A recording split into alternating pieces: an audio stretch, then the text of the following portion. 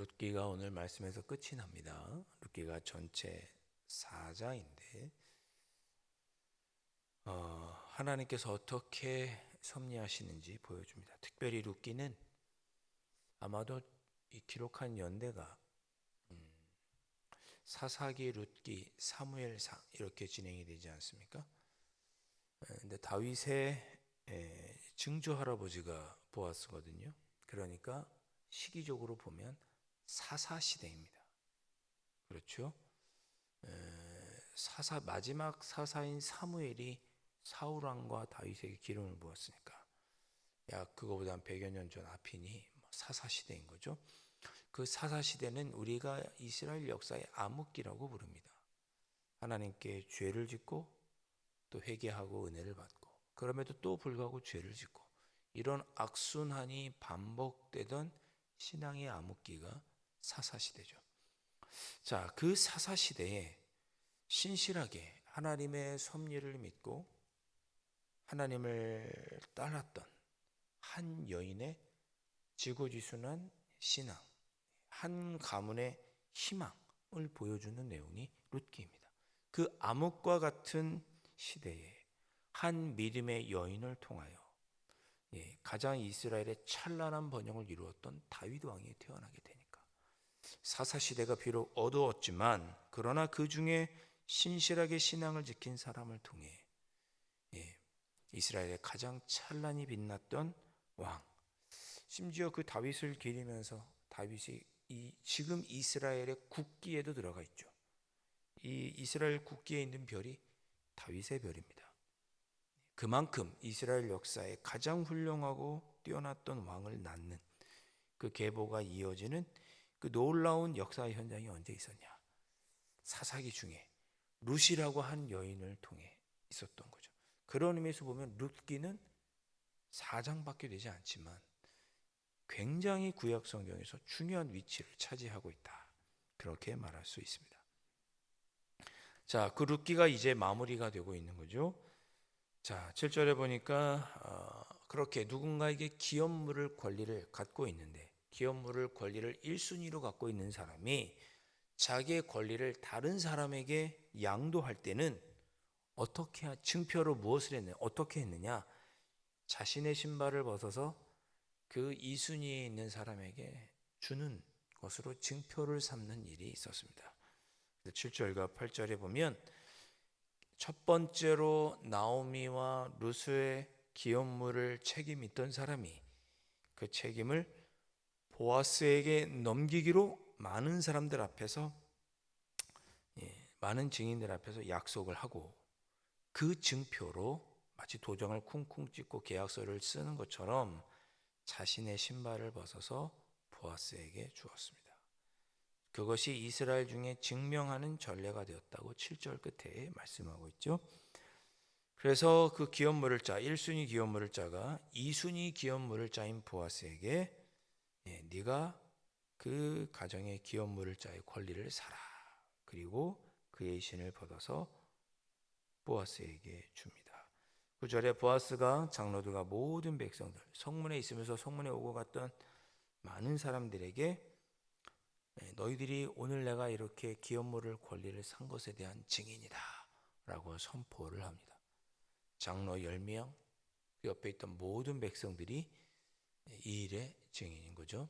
그래서 보아스가 공식적으로 나오미와 룻의 기업물을 자가 되게 됩니다. 이제 아주 합법적으로 아무런 누가 시비할 이유 없이 기업물을 자가 되었습니다. 그래서 10절에 말론의 아내 모압 여인 룻을 아내로 보아스가 맞이하게 되고 그래서 그의 나오미의 그 혈통이 어떻게 보면 그 가문이 끊어지지 않도록 혈통은 뭐 더 이상 이제 없지만 어찌됐든 간에 그 가문을 대가 이어질 수 있도록 그렇게 증인이 되고 기업물을 자가 되어서 룻과 결혼하게 됩니다.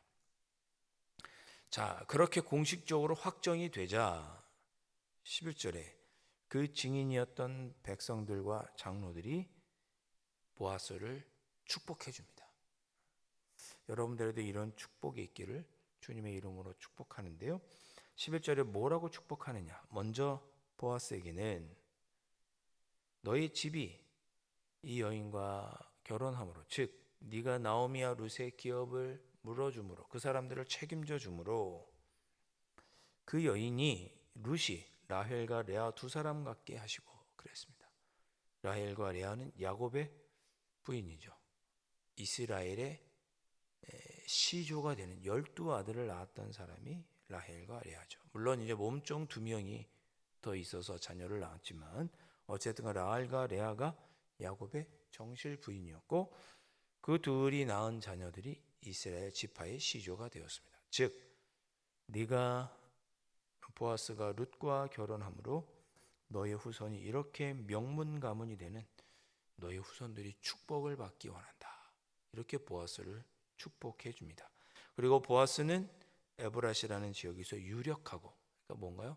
굉장히 부를 누리고 베들레헴에서 유명하게 하시기를, 명예를 얻기를 축복합니다. 너의 자녀들은 번성하고 너는 부유해지고 그리고 많은 사람들에게 존경받는 사람이 되기를 원한다. 이거보다 더 큰 축복이 어디 있습니까?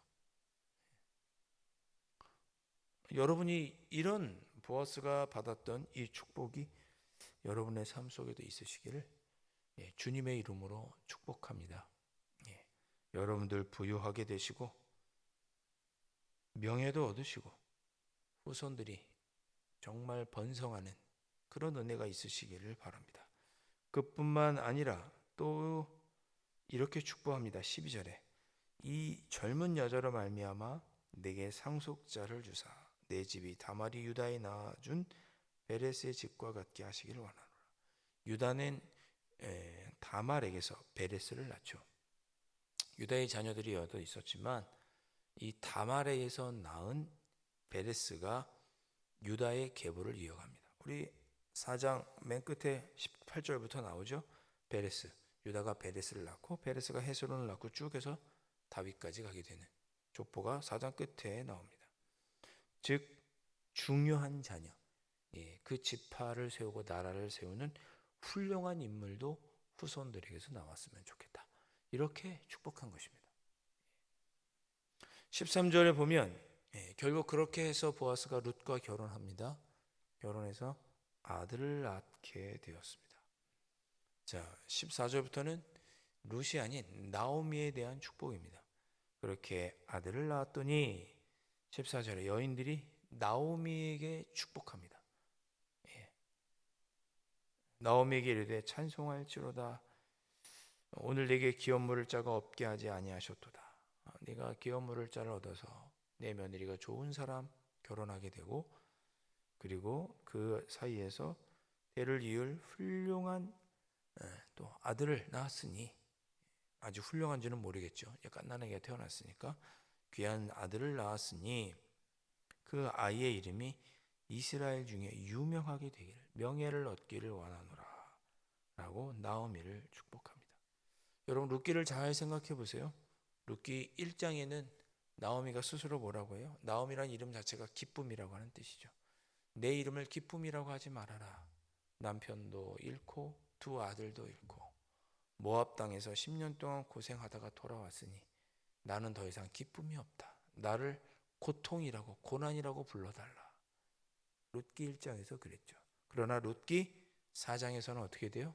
하나님을 찬양하고 그 이름 그대로 기뻐하며 내 며느리가 낳은 자녀가 이스라엘 중에서 유명하게 되는 그런 복을 나오미가 누리게 됩니다. 이런 하나님의 섭리를 보여주시는 것이 룻기인 거죠. 고난으로 시작했지만 하나님의 섭리 가운데 이름 그대로 기쁨과 찬양과 감사로 끝나는 사람의 이야기, 이 룻기입니다. 여러분들이 룻기 말씀 비록 작은 장 4장밖에 안 되는 분량이지만 한 여인과 그 여인의 후손이 나와주는 한 가정의 일생을 보여주고 있죠. 하나님을 신실하게 믿고 섬겼던 자에게 하나님께서 그 가정의 일생에 어떤 복을 주셨는지를 보여주고 있습니다. 여러분들에게 이런 축복이 있기를 원한다고 제가 말씀드리는 거예요. 지금 내가 보기에는 조금 고단이고 힘들고 어렵겠지만 내가 신실하게 살아가면 나의 후손들이, 나의 자녀들이 유명하게 되고 유력하게 되고, 예, 나의 삶도 기쁨과 감사로 넘치는 삶이 될 것이다. 이런 하나님의 놀라운 역사를 룻기에서 보여주고 있습니다. 여러분의 삶이 이 룻과 같이 되시기를, 이 나오미와 같이 되시기를 축복하는 것입니다. 15절, 이는 내 생명의 회복자이며 내 노년의 봉양자라. 계속 나오미를 축복하는 거죠. 너희 며느리가 그 보아스에게서 난 그 아들이 너의 회복자가 되고 봉양자가 되고, 너에게 큰 기쁨이 되고, 늙은 너를 봉양하는 자가 되고, 특별히 너를 사랑하며 7 아들보다 귀한 내 며느리가. 야, 어떻게 이런 칭찬을 미루시 듣나요? 아들이 얼마나 귀합니까? 7 아들이 있으면 당시에 노동력도 되고 아들이 많으면 가문이 든든하죠. 근데 그 7 아들보다 한 명의 며느리가 더 귀하다. 그런 귀하고 귀한 너를 사랑하는 며느리가 낳은 귀한 아들이다. 예. 그러면서 나오미가 그 아기를 받아 품에 품고 그의 양육자가 되니, 예, 사람들이 나오미를 축복하면서 갓난 아기를 낳은 그 나오미를 축복하면서 그 아기의 이름을 오벳이라고 불렀습니다. 이 오벳이 누굽니까? 예, 다윗의 할아버지입니다. 여기서 룻의 이야기는 끝나고 이어서 18절부터 22절까지는 유다의 아들 야곱의 아들 유다의 아들 베레스부터 다윗까지 족보가 나오고 있습니다. 아하, 하나님께서 이렇게 보아스와 룻, 나오미를 사용하셔서 다윗 왕을 주시기까지 섭리하셨구나.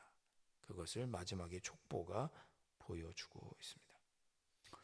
사랑하는 성도 여러분, 우리는 자주 잊어버리지만 그렇습니다. 우리의 삶은 하나님의 섭리 안에 있습니다.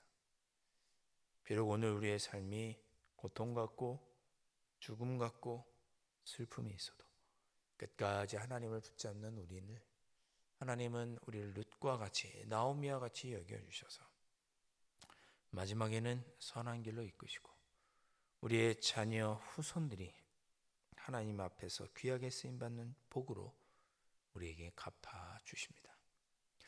5월 가정의 달을 시작하며 룻기를 읽습니다. 여러분의 가정이, 여러분의 앞으로의 이어지는 가문이 하나님을 끝까지 섬기시는 여러분들로 인하여 룻과 나오미, 보아스, 다윗을 출산하는 이런 믿음의 가문이 되실 수 있기를, 그런 축복을 누리시기를 주님의 이름으로 축원드립니다. 기도하겠습니다. 아버지 하나님, 오늘 룻을 통하여 하나님께서 신실한 믿음의 사람의 가정을 어떻게 축복하시며 섭리하시는지 보게 하여 주시니 감사합니다. 삶의 고난과 어려움이 때로 우리에게 찾아오지만 그래도 끝까지 하나님을 섬기며 우리에게 주신 이웃들과 사랑하는 가족들을 사랑으로 섬기며 그리하여서 우리의 자손대대로 하나님의 명문 가문으로 나아가는 아름다운 축복을 누리는 우리의 삶이 될 수 있도록 아버지 하나님 축복하여 주시고 선한 길로만 인도하여 주옵소서.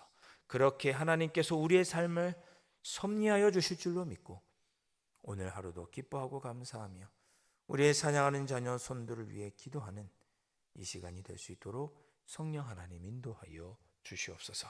귀하신 예수 그리스도의 이름으로 간절히 기도하옵나이다. 아멘. 하늘에 계신 우리 아버지, 아버지의 이름을 거룩하게 하시며 아버지의 나라가 오게 하시며 아버지의 뜻이 하늘에서와 같이 땅에서도 이루어지게 하소서. 오늘 우리에게 일용할 양식을 주시고 우리가 우리에게 잘못한 사람을 용서하여 준 것 같이 우리 죄를 용서하여 주시고 우리를 시험에 빠지지 않게 하시고 악에서 구하소서. 나라와 권능과 영광이 영원히 아버지의 것입니다. 아멘.